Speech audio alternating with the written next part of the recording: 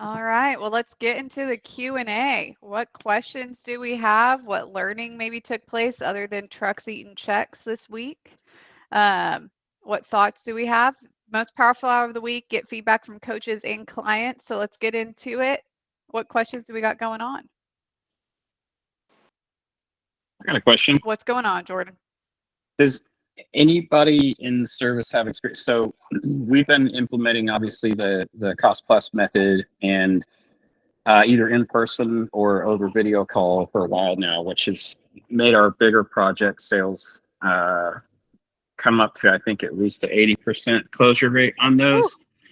But sometimes we'll run a service estimate that's like, somewhere maybe between 3 and 8,000, something like that. And there are customers who they're fitting us in a really small window when we get there. So they're just asking us, they'll take the time to show us everything, but then go, can you just email it to me? I got to get to this or whatever. So what I've been telling my guys is not to just email it, but to set up a call with them and email it while they're on the phone so that they can go over it with them on the phone at minimum. And so the trouble I think that I'm running into is, when they leave the call, they're just focused on the next thing, and they're not necessarily going to remember to call them back. So I don't know if it would be best to create a spot in the pipeline that they can call dispatch and just say, hey, can you set up a time on my schedule to call this customer and email it? Or, I'm just looking for some feedback on maybe what the best way to handle those would be. So that's kind of what I've been thinking through is maybe we just set up something in the pipeline that we could put those type of call. They could just call, in my case, if they could call Mariah and say, hey, can you set up a call with me for this customer or something that would just go on their schedule? So is the question just how can I make sure that service techs remember to call back the customer in situations where they have to call back the customer? Yes. And do you think that would be the best way to handle those? Because it's not like a huge estimate, but I also don't want to just drop it in their email and then expect Mariah to follow up and call back, because there's probably still going to be questions that the technician needs to answer, about what it's going to take to actually get that work done for them. So kind of playing out the scenario, customer calls you, they have electrical need, you schedule an appointment, tech shows up, tech does the walkthrough and diagnostic, and then the tech creates an estimate, and the tech is creating that estimate after they leave. Yeah, the customers sometimes just be like, man, I've got a small window, I've got to get to work, or I've got a meeting, and it doesn't always happen. But man, I'd say we'd be lucky if we didn't get one of those a week. So that makes sense. So ideally, what I hear you saying is ideally the tech is making the estimate and reviewing it there typically, right? Yes. But we sometimes run into cases where the customer has a tight window. Hey, I can let you in for a bit, but I got to head back to work, got to make it back or whatever. So how can the tech remember to call the person? Can the tech just add stuff to their calendar? I think they can. I've noticed some techs it's not as easy to do mobily. I've even experienced that. So even I will call Mariah sometimes, just ask her to throw something on my schedule if I'm out, because doing it mobily is kind of a pain versus, she's always got it right in front of her on the desktop. It takes 30 seconds.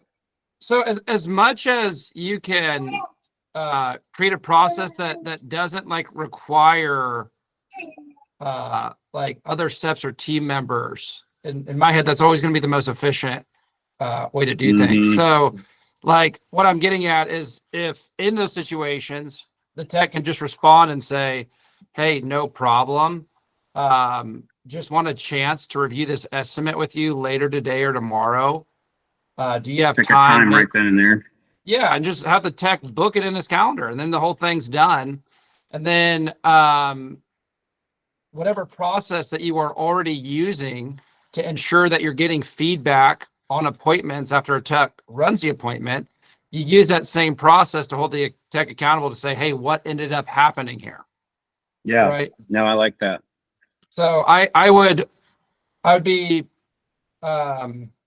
surprised if the tech just couldn't set the calendar invite in their own calendar, and the customer would probably appreciate it better too, because then the tech can confirm with the customer right then and there. It's in the calendar. Everyone can forget about it because the next step is in the calendar. Yeah, I like that. That's good.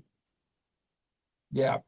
Something else that I recently did, Jordan, is I was getting my my team at Power Builders. I was just having a hard time getting them to schedule these freaking bid review calls and all these calls that we encourage everyone to do. And so I found out, okay, it's not like it wasn't an issue of avoidance. It wasn't an issue of like my team not agreeing with the system. It was an issue of like guys just not really knowing how to set up a calendar invite efficiently. So what I did is I made the calendars for each kind of appointment in our sales process in CMM. And then I made a note for him because I know he uses Apple Notes a lot, where I have each calendar link for each kind of appointment in one single note. So all he has to do to schedule is click a link and it pulls up a calendar with availabilities. And then he just chooses the time, it, adds the customer, it goes into the customer's calendar, it goes into his calendar. It's all formatted the right way, everything like that. And so what you might be able to do is use that as an option, create just like a calendar link that they can just quickly press and schedule it just with a few clicks. You mean the customer or the employee? No, the tech. No, that's what I'm saying. Oh, okay. Okay. Is usually those links are used to send to customers or leads or prospects. But what I'm saying is that we're using it as a tool just internally for us to efficiently and easily schedule stuff. Yeah. Now, you guys using Google Calendars mostly for that though? Because we use House Call Pro exclusively for technicians' schedules, just so they have one place to go. Yeah, we use CMM that's integrated with Google Calendar. Yeah, we are integrated with Google, but that's one downfall that House Call has. It's not a two-way communication like some of the other programs. I'm hoping they add that soon because it's pretty annoying. It has created some difficulties for me because I do manage my schedule on both. But the text we just manage on House Call Pro. So they still can, I believe, get on and create an appointment. If just their view of their schedule is more of a list with times instead of actually looking at block scheduling like Mariah would see in the office. So, but I think it would still work because usually it'd be the same day. I've asked them to schedule phone calls same day if they can, instead of pushing it way out. Because usually there's a time in the day for a customer like that. They can still take a few minutes for them to run over it with them. So I'll do that. I'll start because we do the weekly tech meetings now. So I'll just start training them to do it that way, and I'll make sure they have access to throw something on their schedule, and we'll do it that way. Yeah. Also, if your CSR can vet out that a customer only has so much time, right? I would imagine that in some cases the customer is actually telling your CSR that. Then I would just have the CSR on the first appointment scheduling call proactively be well, hey, I know it doesn't sound like he's going to be able to review your estimate. It sounds like he can get a diagnostic done and create an estimate. And so we'll go ahead and schedule this appointment. And then what we're going to want to do is schedule a time for the tech to go through the estimate with you whenever is good. And she can also just schedule it right then and there. Actually, that brings up one other thing I'd like before I shut up. So we have a 2-hour window time for our appointments. 1 hour just didn't seem to be enough. So we switched to 2, which is definitely working better. But it seems like no matter how much we communicate to some customers, they're still calling right at the time that appointment time starts, and they're like, is the technician still coming? And or it's almost like and I don't know if these customers are remembering, but they're just like trying to make it happen by calling saying, I thought it was at this time. It's like, we explained every single one. This is a 2-hour window for show up time, unless it's first thing in the morning. And I've been verifying that, Mariah's been saying that, and customers are still forgetting that sometimes. So it's not constant, but. Do they get a text message after an appointment's set? What does the text message say? The text message reiterates that as well. So I'm like, I don't understand why some people, it's like no matter what you do and how much you communicate, they still act like, oh, well, this was supposed to be at this time. It's like, no, and I guess the question would be, how do you handle those? I mean, typically I just tell them like, hey, no, we did explain this is a 2-hour window. I don't think I've had anybody like really push hard, but I think you won't, because if you say over the phone and then they have a text message that you can refer to, like literally I would just say, hey, it's a 2-hour window, so, and that's like it. Like I'll just be like, yeah, it's a 2-hour window time, like, and then if they want to like cancel the appointment, I don't know, but just, hey, it's a 2-hour window time. He'll be there between this and this. Just like we wouldn't want someone leaving your job early, right? Just because they have another call. Just like we wouldn't want someone to leave your job undone. We give our techs 2-hour window times so that they can make sure that your issue can be taken care of with the allotted time that we have. I wouldn't worry too much. That's one of those things it's like a Jordan Russell kind of approach. It's just like, you can do everything right. Like I was recently in a meeting and I was telling a customer like, hey, we need one payment for this amount now, and then this payment, in 2 weeks. So we're in an onboarding call, right? I'm going over that with him. He's all good with it. It's in our billing agreement, right? He's all good with it. We send the bill. It's like, I didn't realize that this was what you were talking about. It's like the first response. So we just work it out. We just don't emotionally react to it. We just, okay, it's just a problem to solve. Someone wasn't really paying attention. People do that, right? So let's just do what we need to solve this problem and move on. There's a lot of other hands raised, though. I want to get to that. Fletcher, you've been waiting for a minute, man. What's up?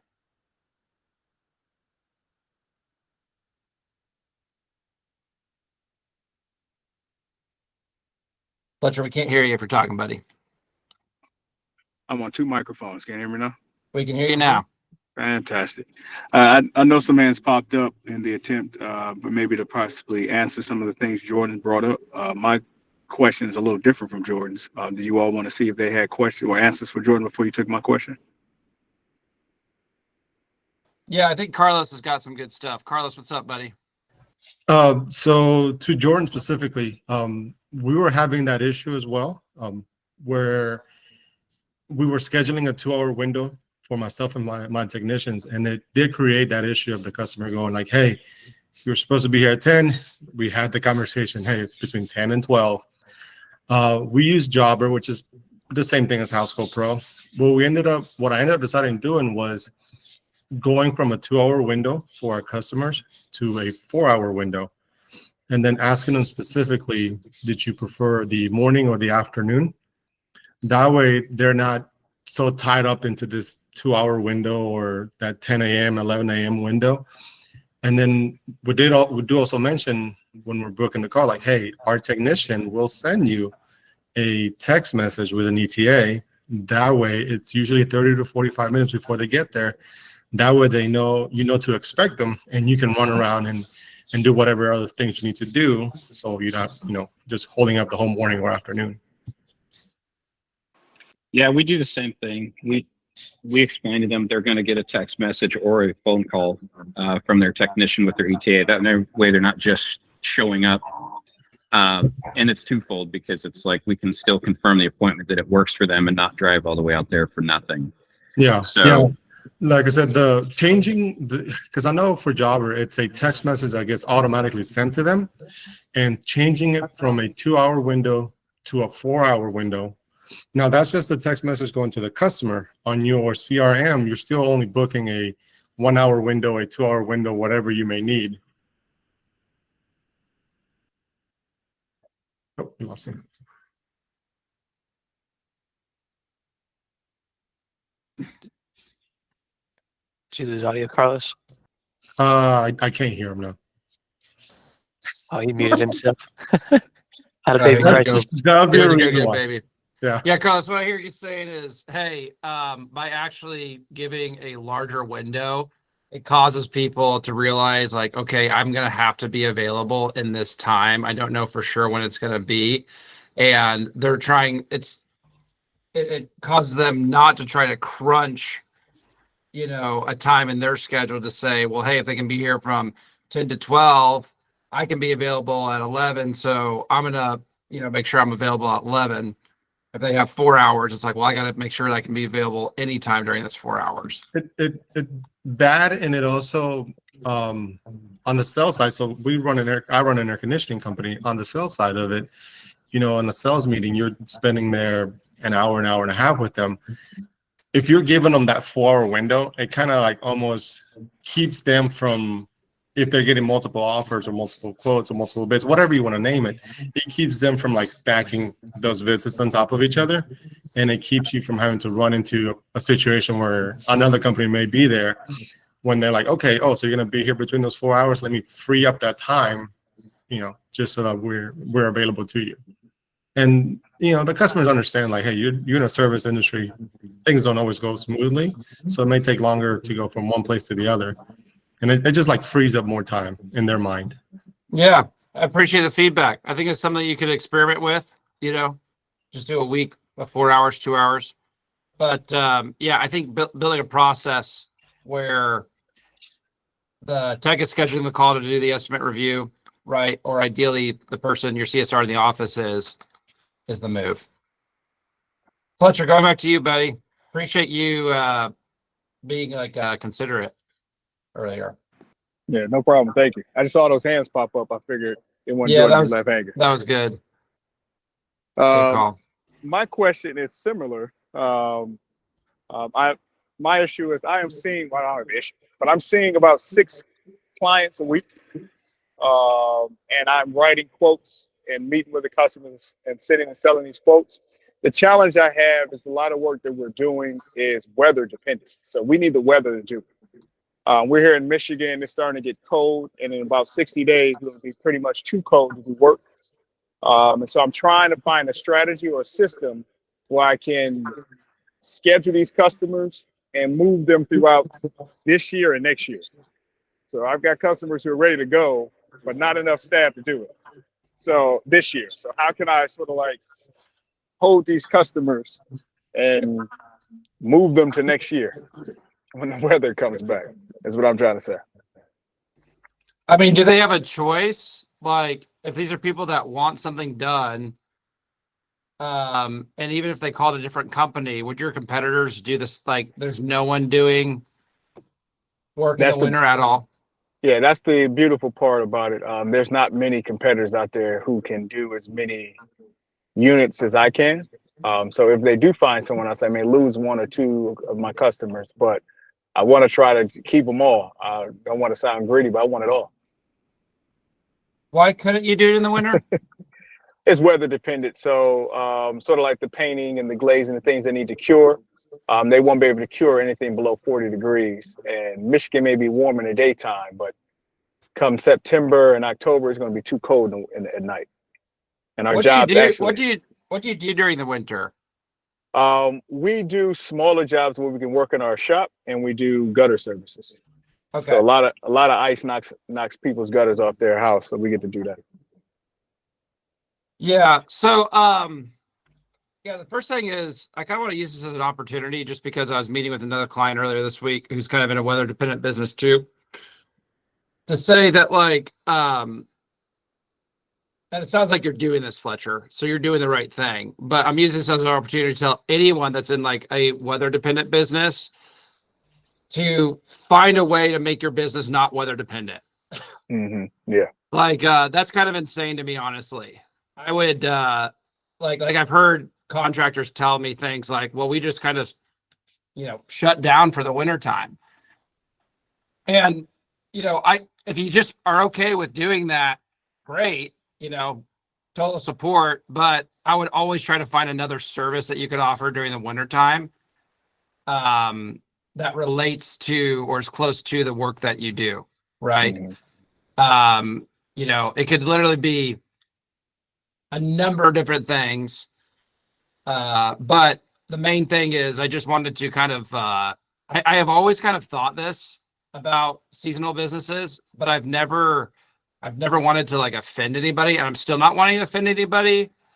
But just from a business perspective, like purely dollars and cents, it's never made sense to me why anyone would get into a business that can only provide its service, When it's hot for outside. 7 months of the year, And so that's the main thing is, and we could help you do that. Like we could even talk about that right now on this call, is what other services could a business like yours offer. But I wouldn't let and being seasonal may be a true aspect of the nature of the specific work that we're talking about, right? I'm not saying, oh, that's not true. It's like concrete is another like weather dependent thing, and it's objectively weather dependent. You can't change that, right? And so I get that, but what I'm suggesting is to find ways to keep consistent revenue even through the winter months, so that we're not like stressing out in August, September, and October, being like, I gotta save like $100,000 to like make it through every year, which is a good principle, right? But just it's better if we can have consistent revenue. Right. So And anyway, so that yeah, and I do that, Robert. yeah, I know. Yeah, and our weather dependent service, we do as much as the exterior work first. And since we do restoration of windows, we bring all the windows back to the shop and we do draw schedules. And so we get cash from the work we did when it was depending on the weather. Then we start doing everything in the shop where it doesn't depend, because we can control the temperature in our shop and then return it back to the house, along with the other things we do. But no, yeah, you told me that, and I know that. I just wanted to use it as an opportunity because I was in another meeting earlier this week where someone was dealing with the same kind of thing, and I'm like, yeah, let's help you guys. I would love to help you guys. My team would love to help you guys find services that we can build for those slow seasons.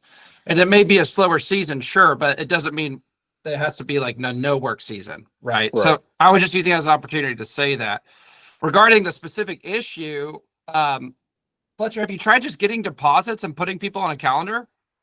I have thought about that. I do have a couple deposits that are on and put them on calendar, but I'm a little nervous that I'll be holding on to the deposit for 3 months.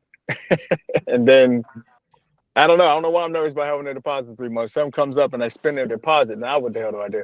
So I'm just trying to figure out. Fletcher, do this.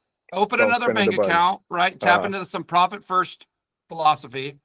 Open another bank account, take their deposits, put it all in the bank account. Don't touch it. Leave it there. Problem solved. Yeah. That's right. what I would try to do. Okay. And then if you could, if customers give you pushback, it's like, well, this is just like the nature of the industry. No one's going to be able to do it. Right. But if they're really giving you pushback, you maybe give them a discount. Yep. Or you can maybe say, take a smaller amount on the deposit. Yeah, or you can say, hey, we're going to schedule you for next year just in case, so that we have it on the calendar. But as we head into winter, if we come into a period where the weather would allow us to do this, then there's a chance we could just get it done now, right? But your deposit, definitely make sure it'll get done. So I would leave room to maybe on certain days, if it's warm enough, to do those projects earlier, right? A kind of over or under promise, over deliver type of concept. Right. But I like that idea, because we talked about that idea as a leadership group. And my question, we all had questions about, okay, the money, the deposit, what's the language you're going to use to make the customer feel comfortable about giving us cash and they won't actually get any return on it until months later. Should we reduce the amount of the deposit just for that sake? So we ask for significantly less. I don't know. So, but I like that you're saying it too, because we didn't know for sure. So to hear somebody else say, "Hey, try it any damn way," I'm gonna try it. Yeah. Yeah. I mean, I think in like a lot of construction businesses that have like a longer term sales cycle, and the projects are larger and takes longer to fulfill. I think that's a very normal part of the business, or at least it is for us, to collect a deposit and then schedule the customer's project out.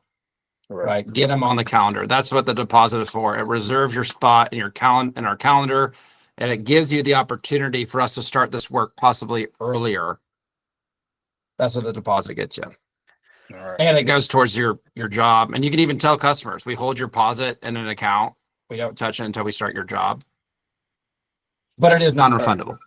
Yeah, it is not. Yeah, that's the other thing. It's not refundable. I was going to ask that. And are there any additional touch points between that discussion and the start of the job? Yeah. I mean, I would, at least once a month until their job starts. Hey, just want to let you know you're still on our calendar. Yeah. Okay. Tim, what's up, buddy? Or no, Thomas Hoffman, you're up.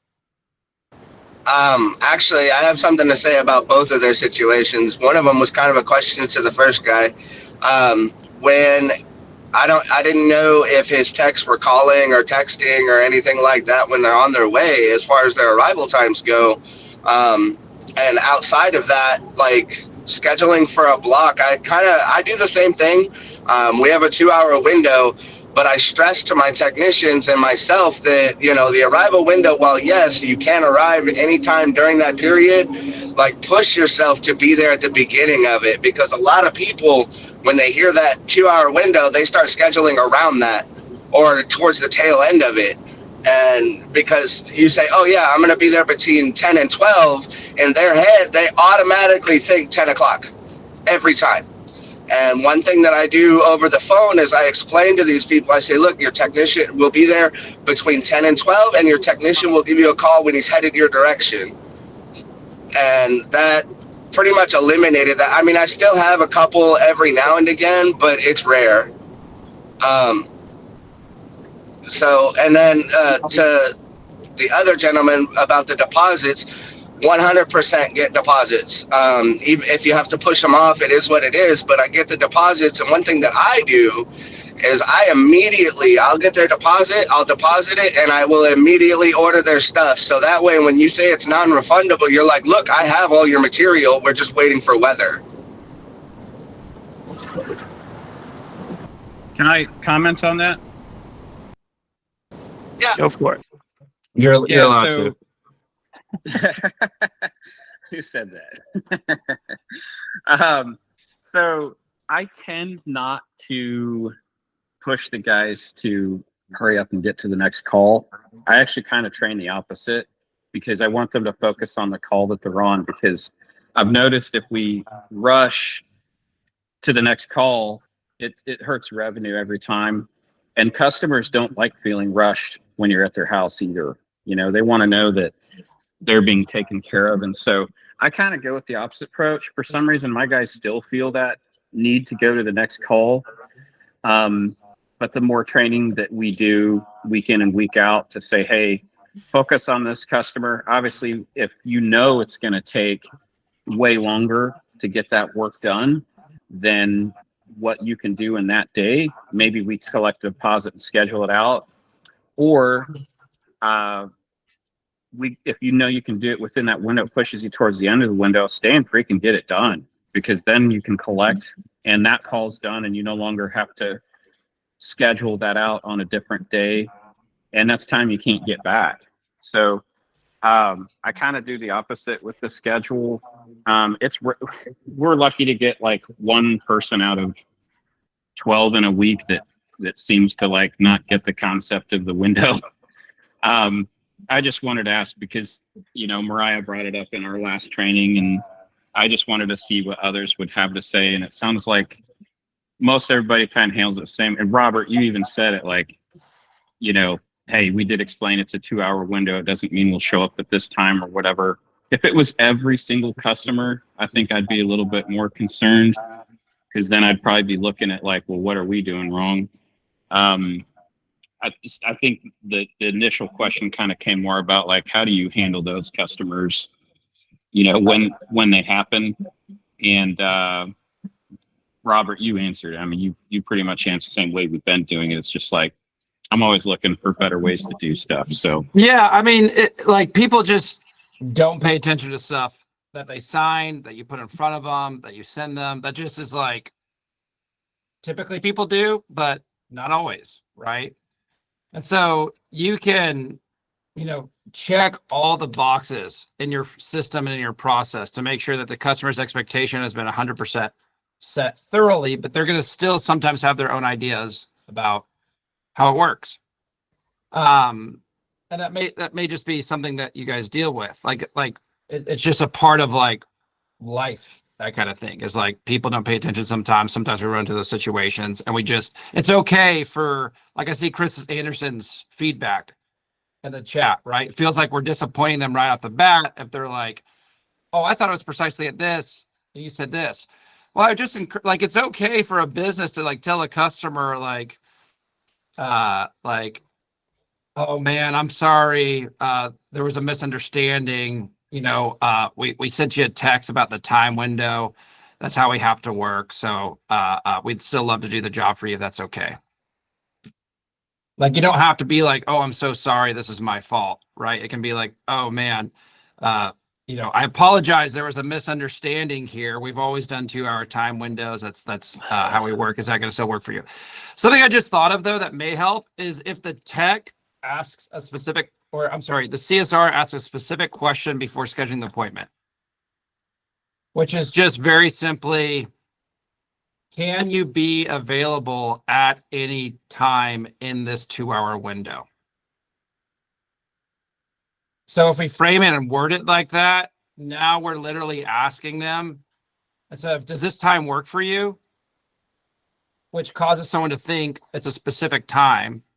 The question becomes, can you be available for any time in this 2-hour window?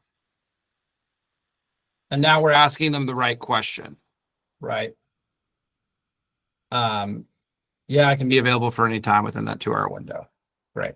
So I want to go to Tim Soul because he's been waiting a little bit. Hey guys, good morning. Morning. It's a response to Fletcher. In Florida, we have to be very careful. Commingling of funds is like a felony down here. So what I do with my deposits, and I do get deposits, and sometimes it may be 3 months. Pulling a permit may be 3 months. So what I do with my deposits is I have multiple bank accounts, and I set aside a bank account for, let's say, Bob Jones.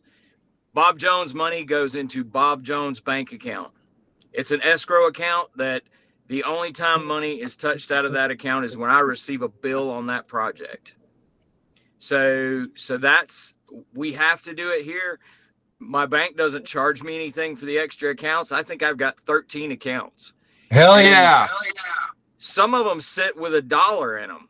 Some of them sit with $1 in them until I get a job. And then when I get a job, I throw the name of the person on that account. And then the only time any money moves in and out of that account is when I have a bill or when I'm drawing profit out of that account for the business.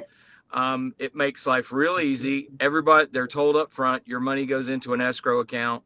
Again, it's very strict here as far as commingling of funds. So that's how we do it.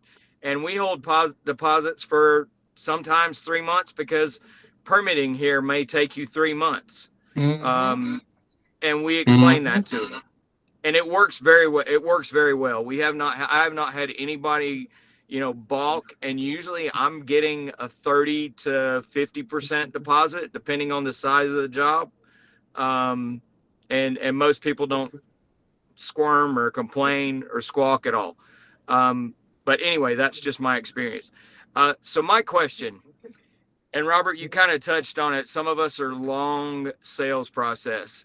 That's where we're at. Praise God, we're getting a lot of leads from Google now that we're recognized, and a lot of them are bigger projects. We're not doing as many bathrooms and kitchens. We're doing big remodels, which is requiring engineering.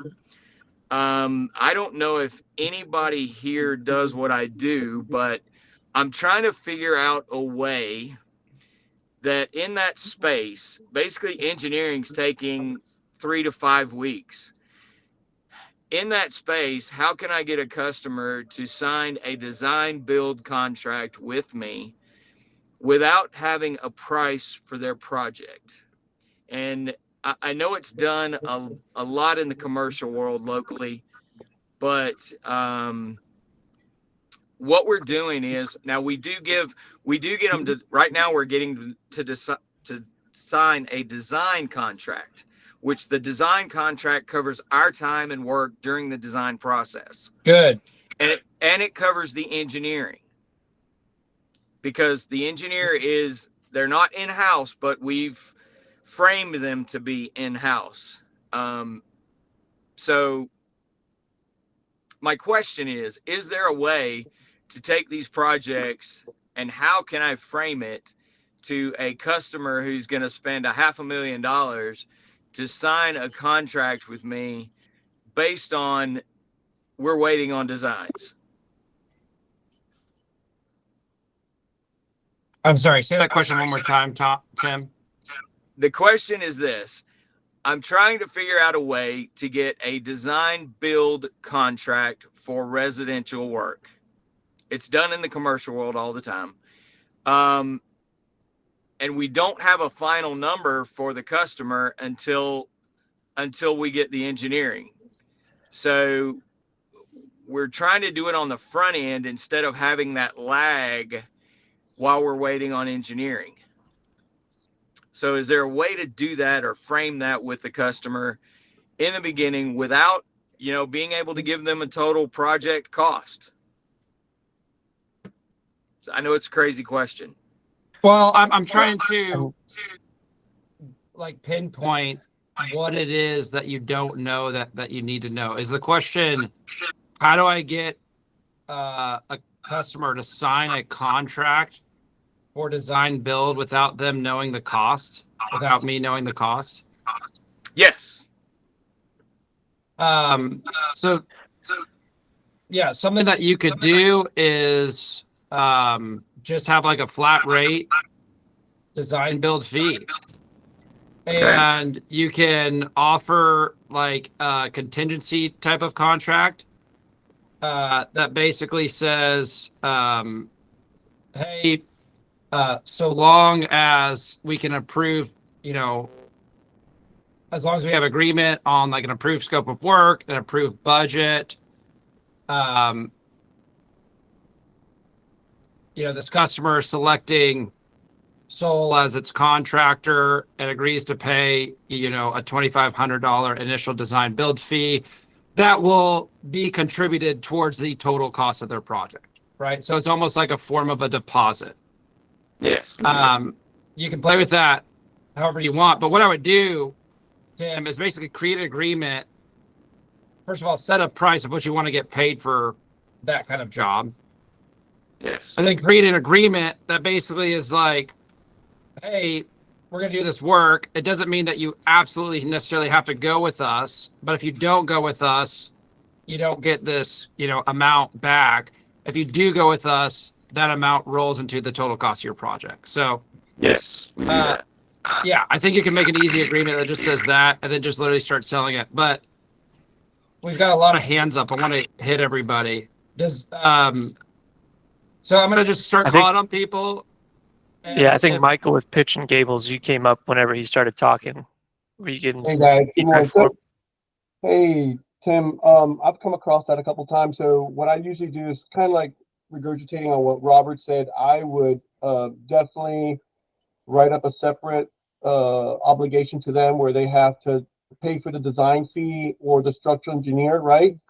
And then usually what I'll do is kind of like I'll mock an allowance I'll give them a contract with an allowance, but they can't hold me to it.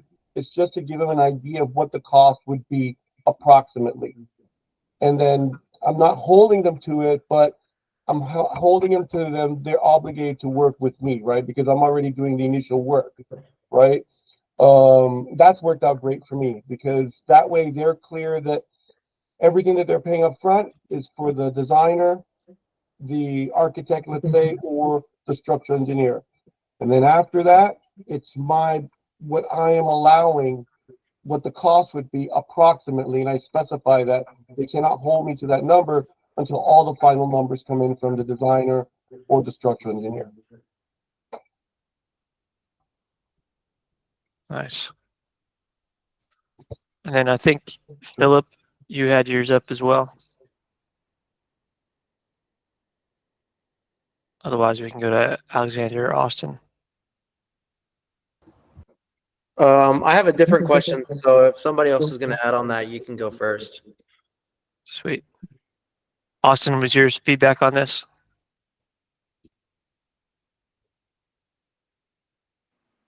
Yes.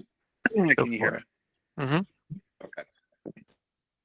I do the same thing that you do in Florida here in Texas. And whenever I do come up, I act like my engineer is in-house too. I don't tell them they're separate. But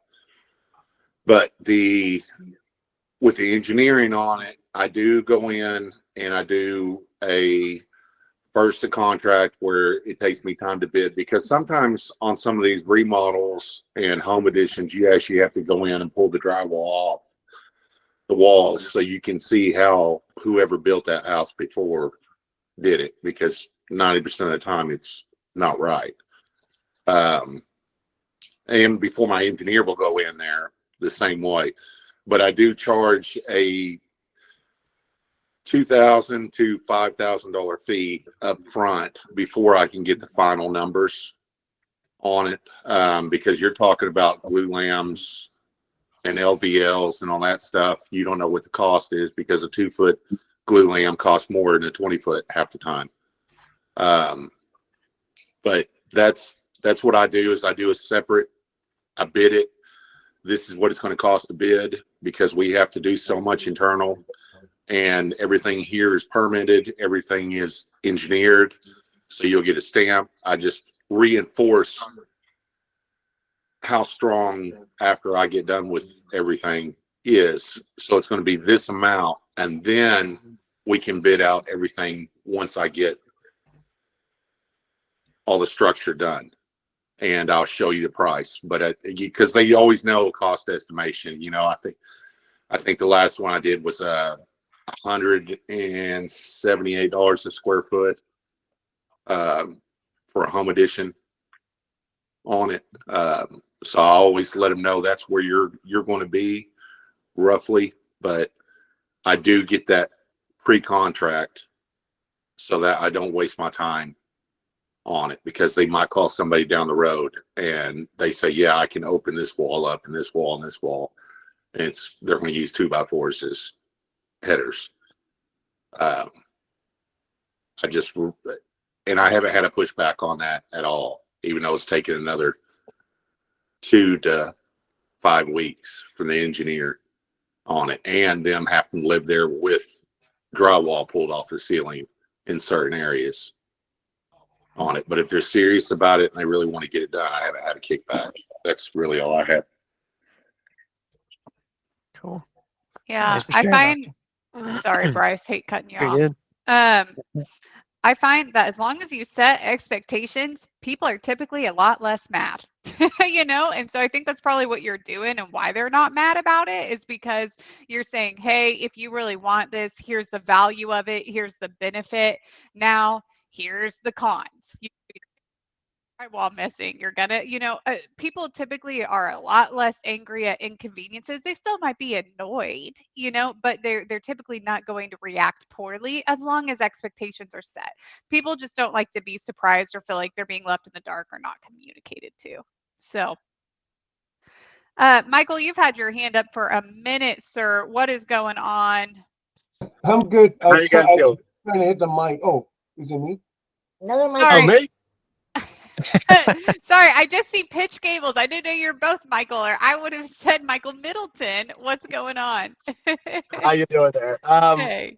So I had a question and thought, kind of relating back to Fletcher's question, but also had a thought on that last question. And we do something, and I don't know if it's scalable to the degree of what you guys are talking about with engineering, and I don't know what the spread would be, but I estimate the highest cost and sell to that higher number with the idea, letting them know, I know all of my numbers except one unknown, and I sell to that higher number. This is the max that it could be. And then,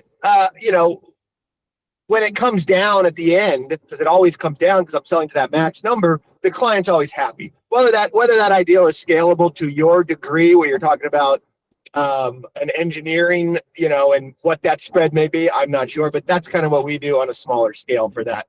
But my real question is with relating back to Fletcher, and the idea of surge pricing during your busy season, during the time when the weather allows for you to do your work, and having surge pricing so you're not lowering your price, but you're raising your prices during the surge and then lowering it for people that you can't get to next year. So there's that concept, but there's also the concept of, what about getting it done now? What would it take to get it done this year? Hiring on someone temporarily? Or what are the thoughts on overtime?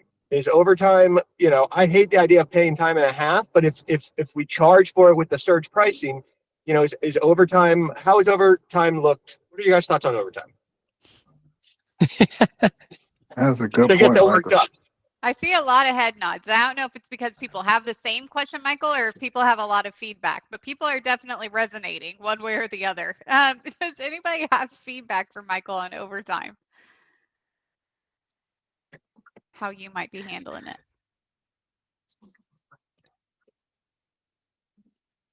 Bryce, Well, I I tell see you you what, And if rearing I up. like what Michael is saying. I do want to do it now, Michael. I'm gonna do it all right now, Michael. Yeah. No, I think you said what I would give is the response, Michael, in what you asked as well. Surge pricing, I call it supply and demand pricing. Right? If you have more people wanting you to do the service than you can accommodate right now, you therefore should increase your pricing to account for that. People will pay premium for that premium scheduling, premium service, and that is something that's going to allow you to do that overtime. I don't think overtime is terrible as long as you're accounting for it. Really, I oftentimes, as far as pricing and things like that are concerned, what I will say is, for you guys are the yes men. Absolutely. Yes, you want to do this? Yeah, we can do that. Yes, we can do that. Here's what it's going to cost. As a reality, kind of matter of fact sort of statement. So as long as you're accounting for the cost that it's going to give you, and you have a team that's wanting that as well, and there's incentive and stuff like that for them too, so you're not burning out your team to do so, then yeah, by all means go for it. But you have to price for it, as with everything. That's why we're so big on pricing with percentages, not trying to find some dollar amount revenue you can earn. You do it based on percentages. But yeah, I think your answer was in your question. So yeah. Okay, guys. Yeah, well, we're gonna keep things. I don't know. I got stuck in a sentence I started before I knew what I was wanting to say. Gonna go ahead and wrap things up here, guys. We know you guys have tight schedules, so we'll keep you to them. But really good stuff. Thanks for your participation. So we're gonna have everybody go ahead and unmute their mics. We'll say growth Ricky, on this 3, goes and for then you too, Ricky. Unmute. I know it's your first time, but we're gonna say growth on 3. So everybody unmute.